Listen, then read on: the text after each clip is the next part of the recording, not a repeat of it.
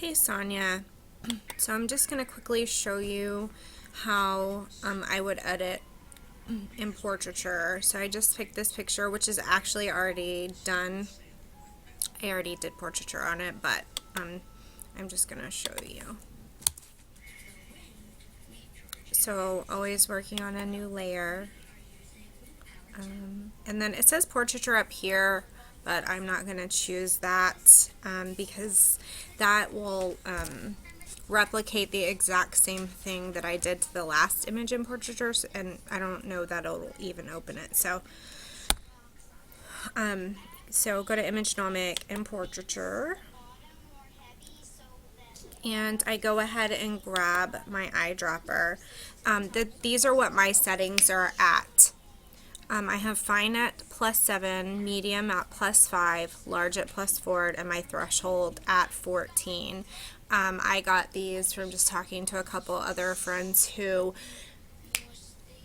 were really proficient at portraiture, so I can't really explain exactly what they mean, but they work. So I have my feathering at 18%. The hue is 130, saturation 23, luminance 72, latitude 66.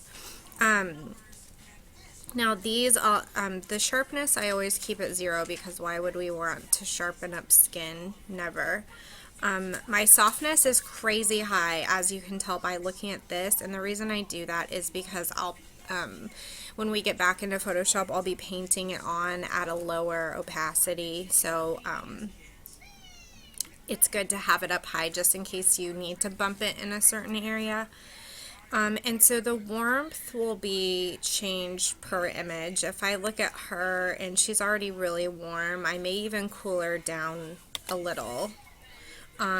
This would be a good time for you to add a little bit of warmth since sometimes we found that we're shooting a little bit cooler. So, and then underneath brightness, it says contrast, and for whatever reason you can't see it on my screen, but I would have contrast at 0 as well. So then I grab this eyedropper and I go ahead and select, and then you can see what is selected over here. If I missed an area like in the shadows or whatever, that's what that white is, I guess. You can hold shift and then click, and then it'll select that as well. So now all of that is selected, and I think that looks pretty good. And just make sure that you're noting that it's picking up all of the skin. Sometimes we just think about the skin being the face, but don't forget about fingers and anything else that's connected. So I think that looks pretty good. I'm going to hit OK. And so now all of my changes are on her right now, and that looks crazy weird. So we're going to add a mask to this layer.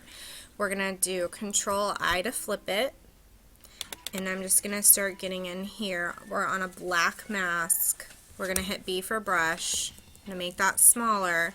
I'm going to flip to make sure I'm using a white brush on a black mask.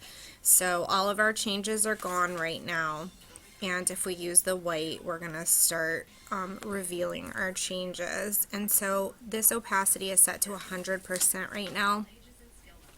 That's going to look crazy. So what I normally do, I hardly ever go higher than 30%. So I'm going to hit 3, and that's going to change the opacity to 30. And I'm just going to start painting it on. Now, as I said, this is already done, but let's say, like underneath her eyes right here, you wanted to mask it just a little bit more, and I'll caution you and anyone, like, I wouldn't go too crazy high, but like maybe let's see what it looks like at 60%. So I changed my brush to 60% by hitting the 6, and then I'm just going to come in here on these fine little lines. Yeah, there we go.